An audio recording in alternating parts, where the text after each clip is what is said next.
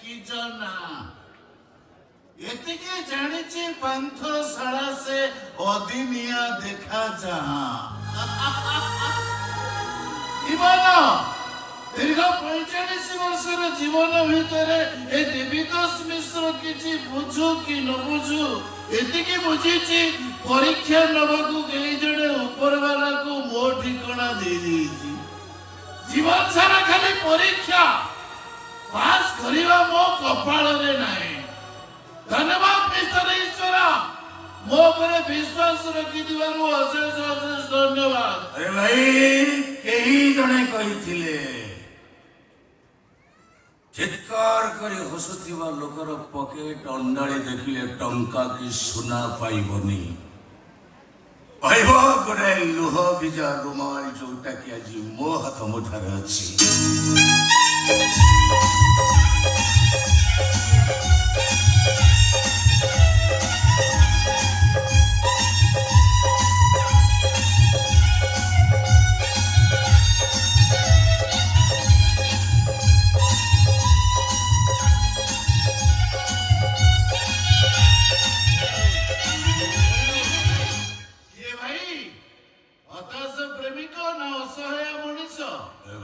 মিশ্রিত ভাবপূর্ণ শেষরে পরাস্ত নিঃশ্বাস ଏ ପାନ୍ଥଶାଳାରେ ହୃଦୟରେ ପାନ୍ଥଶାଳା ନିଶ୍ୱାସରେ ପାନ୍ଥଶାଳା ଆଜି ଗୋଟାଏ ପାନ୍ଥଶାଳା ଆସିଛି ଆଉ ଗୋଟାଏ ପାନ୍ଥଶାଳା ନିକଟକୁ। ସିଗାରେଟ ଅଛି ମାଚିସ୍ଟା ନାହିଁ ମୋ ପାଖରେ ଅଛି ଗୋଲ୍ଡ ପ୍ଲାଟ୍ ଫିଲ୍ଟର ମୋର ବି ସେଇଟା ମାତ୍ର ଗୋଟାଏ ପିସ୍ 50-50 ଓକେ ଭାଇ ଟେକ୍ ଇଟ୍।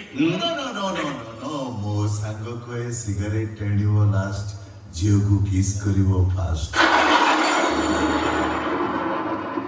ବାସ୍ତବିକ ଭାଇ ସେଥିରେ ଗୋଟାଏ ନିଆରା ଚାରମ ଥାଏ। ଆଚ୍ଛା ଭାଇ ଏ ବର୍ଷା ଅନ୍ଧାର ରାତିରେ ପାନ୍ଥଶାଳାରେ କଣ କରୁଛ? ମୁଁ ଯଦି ତମକୁ ସେଇ ପ୍ରଶ୍ନ ପଚାରେ ଖୋଜୁଛି ମୋ ହଜିଲା ଅତୀତକୁ ଖୋଜୁଛି ମୋ ହଜିଲା ପ୍ରେମିକାକୁ ଯାହା ନା ସହିତ ମୋ ନାଁକୁ ଯୋଡ଼ି ଏ ପାନ୍ଥଶାଳାର କାନ୍ଥରେ ଗୋଟି ଗୋଟି କରି ସ୍ପଷ୍ଟ ଭାବରେ ମୁଁ ଲେଖିଦେଇ ଯାଇଥିଲି। ମୁଁ ଖୋଜୁଛି ମୋ ପ୍ରେମିକକୁ ଯାହାକୁ ମୁଁ ନିଜ ଜୀବନଠୁ ବେଶୀ ଭଲ ପାଉଥିଲି। ଆରେ ଭାଇ ତମର ପୁଣି ପ୍ରେମିକା? ତା ମୋ ଭିତରର ପ୍ରେମ କୃଷ୍ଣ ସୁଦାମାର ପ୍ରେମ କାଳିଆ ବନ୍ଧୁ ମହାନ୍ତିର ପ୍ରେମ। ଆଚ୍ଛା ଭାଇ ବନ୍ଧୁଙ୍କ କଥା କହୁଛୁ ନା? ଏଇ ମାନଟା ଚିହ୍ନି ପାରିଲାନି ଭୁଲ ବୁଝିଲା ମତେ। ଭାଇ ବନ୍ଧୁମାନେ ଯେତେବେଳେ ଜୀବନରେ ଆସନ୍ତି ଖୁସିର ପସରା ନେଇ ଆସିଥାନ୍ତି ହେଲେ ଗଲାବେଳେ ଦୁଃଖର ଶ୍ରାବଣରେ ସେମାନେ ଭିଜେଇ ଦେଇ ଚାଲିଯାଆନ୍ତି। କିନ୍ତୁ ବନ୍ଧୁ ବେଳେ ବେଳେ ଏମିତି ବି ହୁଏ କାହା ଓଠରେ ହସ ଦେବାକୁ ଯାଇ ମଣିଷ ତାର ଶତ୍ରୁ ପାଲଟି ଯାଏ ତା ଲୁହର କାରଣ ପାଲଟି ଯାଏ ଯେମିତି ମୁଁ ମୋ ସାଙ୍ଗର ହେଇଗଲି। ବାସ୍ତବିକ ଭାଇ ଏ ବର୍ଷା ଅନ୍ଧାର ରାତିରେ ତମ ମୋର ଏମିତି ଗପ ଶୁଣିବାରେ ଗୋଟେ ନିଆରା ଚାରମ ଥାଏ। ଅଟେକଲ କାହିଁକି କୁହ ନା? ସ୍କୁଲ ବେଳର ସାଙ୍ଗ। ଆଚ୍ଛା ଗୋଟେ ସାଇକେଲରେ ସ୍କୁଲ ଯାଉ ଗୋଟେ ଟିଫିନ କି ଅଧା ଅଧା କରି ଖାଉ କଟି କଟି ଆରେ ଭାଇ ଗୋଟେ ସାର୍ଟ ବଦଳ ବଦଳ କରି ପିନ୍ଧୁଥିବ ନିଶ୍ଚୟ। ଜଣେ କେହି ଝଗଡ଼ା କଲେ ତା ପାଇଁ ଆଉ ଜଣେ ବାହାରି ପଡିଥିବ ନିଶ୍ଚୟ। ତମେ କେବେ ଜାଣିଲ ତମର ବି ସାଙ୍ଗ ଥିଲେ ନା କଣ? ଗୋଟାଏ ବାଇ ଗୋଟାଏ ମୋବାଇଲ ଫୋନ ଗୋଟାଏ ପ୍ରେମିକା।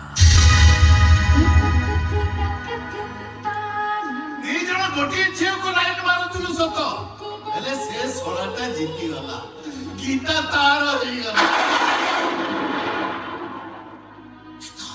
ଗୀତା ସେଇ ଗୀତା ନାଁଟା ଆମ ଭିତରେ ଭିଲେନ ହେଇଗଲା ରେ ଭାଇ।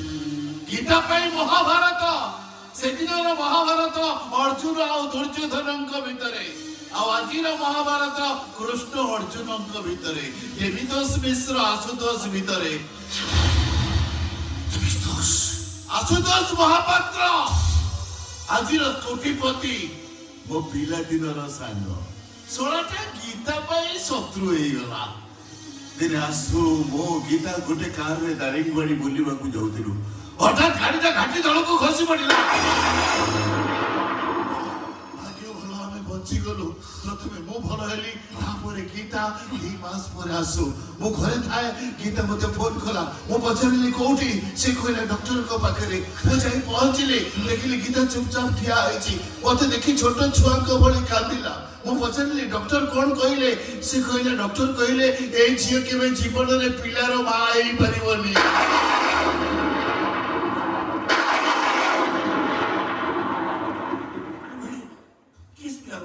ଗୀତା ସେତେବେଳକୁ ଗୀତା ସହିତ ମୋ ସାଙ୍ଗର ବାହାଘର ଡେଟଟା ଫାଇନାଲ ସରିଥାଏ। ସେତିକି ବେଳେ ଗୀତା କହିଲା ମୁଁ ବାହା ହେବିନି। କାହିଁକି ଭାବନି? କଣ ପାଇଁ ସେ ଭାବନି? ଆରେ ବାହାଘର ଅର୍ଥ ତ ପିଲା ସୃଷ୍ଟି କରିବା ନୁହଁ ନା। ଅନେକ ବୁଝେଇଛି ହେଲେ ବୁଝିଲାନି। କହିଲା ନିଜ ପ୍ରେମିକକୁ ପାଇବା ପାଇଁ ଗୋଟେ ବଂଶର ଭବିଷ୍ୟତ ସହିତ ଖେଳିବା ପାପ। ଏଇ କଥାଟାକୁ ତମେ ସେଦିନ ତା ପ୍ରେମିକ ଆଗରେ କହିଦେଲେନି କାହିଁକି? ରାଣ ପକେଇଦେଲା, ମୋ ସାଙ୍ଗର ରାଣ। ଜଗନ୍ନାଥଙ୍କ ରାଣ ପକେଇଥିଲେ କହିଦେଇଥାନ୍ତି, ହେଲେ ମୋ ସାଙ୍ଗର ରାଣ ପକେଇଦେଲା ଇଡିୟଟଟା। ଯୋଉଥିପାଇଁ କି ଏକଥା ମୁଁ ଆସୁକୁ ଏଯାଏ କହିପାରିନି। କେମିତି କହିବି? ରାଣ ପକେଇଛି, ମୋ ସାଙ୍ଗର ଅମଙ୍ଗଳ ହବନି। ତାପରେ ଗୀତା କଣ ଅଲଗା ଜାଗାରେ ଭାଇ? ସେଇଠି ତ twist। ମୁଁ ଗୀତାକୁ କହିଲି ଗୀତା ତମେ ଯଦି ଆସୁକୁ ବାହା ନ ହବ ସିଏ ସେମିତି କୁଆଁରା ହେଇ ରହିଯିବ। ତମେ ଯଦି ଆଉ କାହାକୁ ବାହା ହବ ସିଏ ଆତ୍ମହତ୍ୟା କରିଦବ। ଗୀତା କଣ କହିଲା? ଗୀତା କହିଲା ସବୁଠୁ ଭଲ ହବ ମୁଁ ଆତ୍ମହତ୍ୟା କରିଦେବି।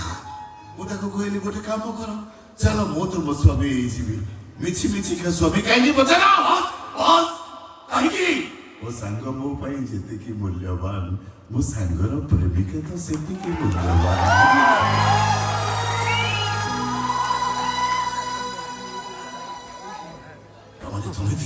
ମିଛି ମିଛିକା ସ୍ୱାମୀ ସ୍ତ୍ରୀ, ତା ମଥାର ସିନ୍ଦୁର ଦୁନିଆ ପାଇଁ, ତା ହାତର ଶଙ୍ଖା ବଦନାମରୁ ବଞ୍ଚିବା ପାଇଁ, ଆଉ ବର୍ଷକୁ ଥରେ ତା ହାତର ଗୋଟିଏ ରାକ୍ଷୀ ମୋ ହାତ ପାଇଁ। ଗୋଟେ ଦୁଃଖ କଣ ଜାଣିଛ ବନ୍ଧୁ? ମୁଁ ତା ପାଇଁ ଏତେ କଲି, ହେଲେ ସେ ମୋତେ ଭୁଲ ବୁଝିଲା। ତାରି ପାଇଁ ମୁଁ ବର୍ବାଦ ହେଇଗଲି। ତାପରେ ପାଇଁ ମୋ କମ୍ପାନୀ ନିଲାମ ହେଇଗଲା। ମୋ ଭଉଣୀକି ତା ଘରର ଚାକର ସହିତ ବାହା ଦେଇଦେଲା। ଏମିତିକି 2 ଦିନ ତଳେ ମୋ ଭଉଣୀର ପୁଅକୁ ମାରିଦେବା ପାଇଁ ସେ ବିଷ ଦେଇଥିଲା। ସେ କେବେ ବି ଏମିତି କାର୍ଯ୍ୟ କରିପାରିବନି। ଏଇଟା ସମ୍ପୂର୍ଣ୍ଣ ବିଷ। ଜାଣିଛି ମୁଁ କଣ ମୋ ସାଙ୍ଗକୁ ଚିହ୍ନିନି। ମୁଁ ଜାଣିଛି ମୋ ସାଙ୍ଗ କେବେ ଏମିତି କାମ କରିନଥିବ। ଜଣେ ଭଲ ବନ୍ଧୁ କେବେ ବନ୍ଧୁକ ଧରି ପାରିବନି।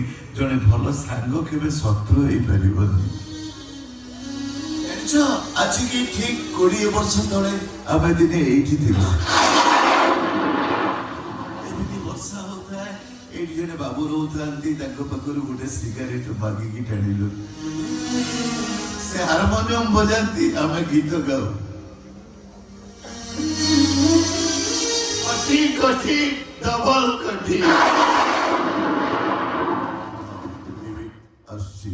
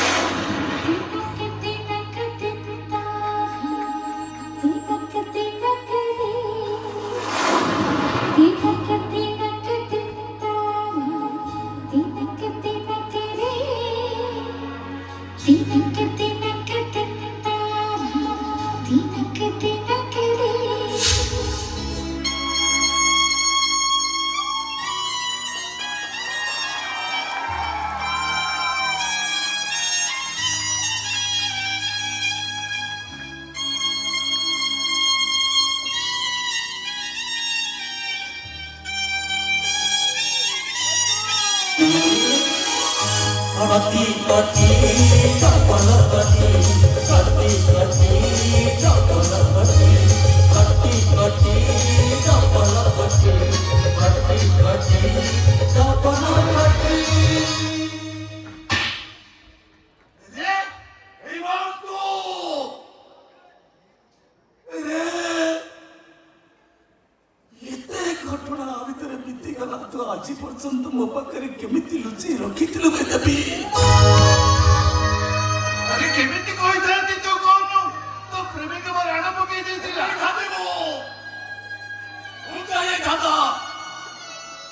ଯୋଉ ପ୍ରତି ମୁହୂର୍ତ୍ତରେ ବଞ୍ଚି ବଞ୍ଚି ମରୁଛୁ ଏବେ ଠାରେ ତ ଘର ମଣି ଯାଇପାରିବେ ଦେବୀ। ଆହୁରି ଗୋଟେ କଥା ତୁ ଜାଣିନୁ, ତୋ ଭଉଣୀ ଆଶା ମୋ ପାଇଁ ମରିନି, ତୋ ଭେଟେରିନାରୀ ମ୍ୟାନେଜର ତାକୁ ମାରିଦେଇଛି। ଆପଣଙ୍କ ଭଉଣୀ କି ଆପଣଙ୍କ ମ୍ୟାନେଜର ଡନ୍ ମାରିଛି। ଆପଣଙ୍କ ବାପା ଦେଖିଦେଲେ ବୋଲି ସବୁ ପ୍ରମାଣ ନଷ୍ଟ କରିବାକୁ ଯାଇ ଆପଣଙ୍କ ବାପାଙ୍କୁ ମାରି ଫ୍ୟାନରେ ଟାଙ୍ଗି ଦେଇଛି। ଏଇ କଥାଟା ତମେ କେମିତି ଜାଣିଲ? ଝିଟିପିଟି କି ମଦ ପାଇଁ ସବୁ ମୋବାଇଲରେ ରେକର୍ଡିଂ କରିଛି ଆଜ୍ଞା। ଆପଣଙ୍କୁ ହାତ ଯୋଡୁଛି ଆଜ୍ଞା, ସେ ଟାଟୁ ବାଲା ଡନ୍କୁ ବାଲେଶ୍ୱର ଜେଲକୁ ପଠାନ୍ତୁ। ସେ ଶଳା ହାରାମି ସେଠି ଚକ୍କି ପେଶୁ। ଏଥର ସବୁ ସତ୍ୟ କଥା ଶୁଣିଲୁ ତ? ଜାଣିଛୁ ଦେବୀ ଖୁସି କି କାମ ସହିତ କାହିଁକି ବାହା ହେଇଛି ଜାଣିଛୁ? ରାଗ ସୁଝି ଆରେ ନାଇଁରେ ଦେବୀ, କେବଳ ଖୁସିର ସଂଖ୍ୟା ସିନ୍ଧୁକୁ ଭଦ୍ର କରିବା ପାଇଁ କାହିଁକି ନା ମୋ ସାନ ଭାଇ ବିନୟକୁ ଲିଭର କ୍ୟାନ୍ସର। କେହି ନ ଜାଣିଥିଲେ ବି ପ୍ରଥମେ ମୁଁ ଜାଣିଥିଲି। ତୁ କହିଲୁ ଜାଣି ଶୁଣି ଖୁସିର ସଂଖ୍ୟା ସିନ୍ଧୁରୁ କେମିତି ଉଜାଡ଼ି ଦେଇଥାନ୍ତି। ଆଉ ଗୋଟେ କଥା ଜାଣିଛୁ?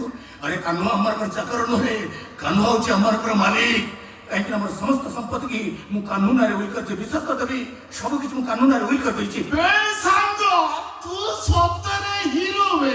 ଆଇଲେ ଟିକେ କୁଣ୍ଡେଇ ପକେଇବି।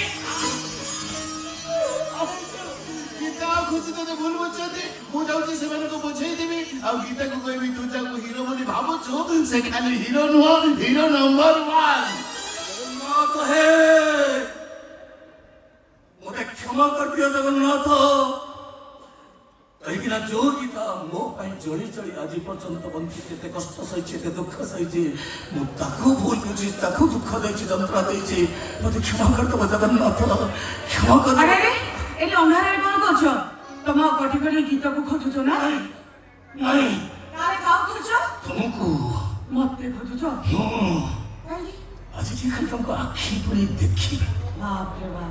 ତମ ସହିତ ମନ ଭରି ଗପ କରିବି। ଏବେ ରାଗ ଚିଡ଼ାଉନି କହୁଛି। আমি দেখি নহ তোমাকে মন ইচ্ছা মারি দেবি। 15 ବର୍ଷ ପରେ ଆଜି ରୋମାଣ୍ଟିକ ଡାଇଲଗ ମନେ ପଡିଗଲା। ସେତେବେଳେ ତ ମନ ଦୁଃଖ ହୁଏ, ରୁଷ ନାମ ସୁନାମଣି ଗୀତ ଗାଅ। ଆଜି କଣ ହେଲା? କାହିଁକି ଜାଣି ଆଜି ତମରି କଣ୍ଠସ୍ୱର ଶ୍ୱଶୁର ମିଶି ସେଇ ଗୀତଟା ଗାଇବା ପାଇଁ ବହୁତ ଇଚ୍ଛା ହଉଛି। ଗୀତା ବହୁତ ଇଚ୍ଛା ହଉଛି। ହେ ମିଷ୍ଟର, ମୁଁ କିଏ ଜାଣିଛଟି? ଏ ସାରା ବିଶିଷ୍ଟ ଶିଳ୍ପପତି, କୋଟି କୋଟି ଟଙ୍କାର ମାଲିକ ଆଶୁତୋଷ ମହାପାତ୍ରର ଗାର୍ଲଫ୍ରେଣ୍ଡ।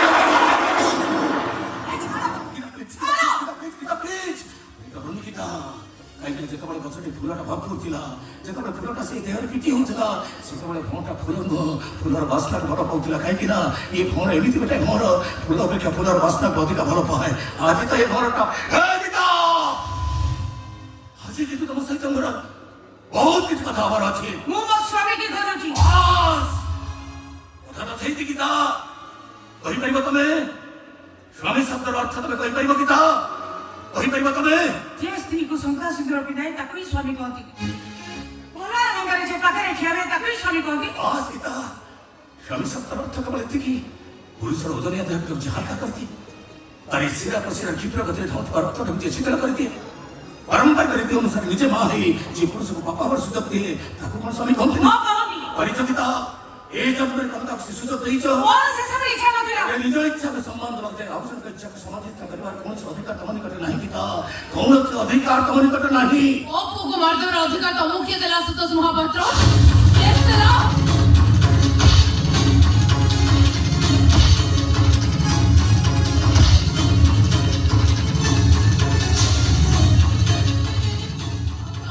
তবে অবসর হাত ছাড়ি কেসে চালিছ। তমকু ও তম স্বামীক নিয়ম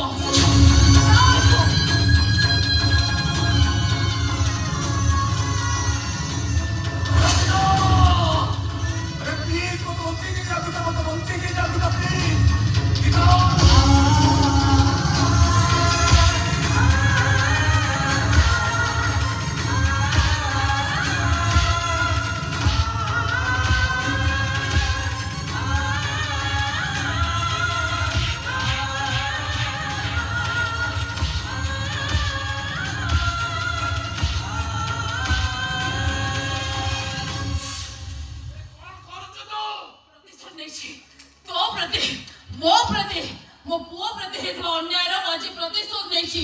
ତୁ କଣ କରିଦେଲୁ ଚଣ୍ଡାଳି? ଯଦି ତୁ ନ ଆସିଥାନ୍ତୁ ନା ପିଟି ପିଟି ଏଟାକୁ ମୁଁ ମାରି ଦେଇଥାନ୍ତି।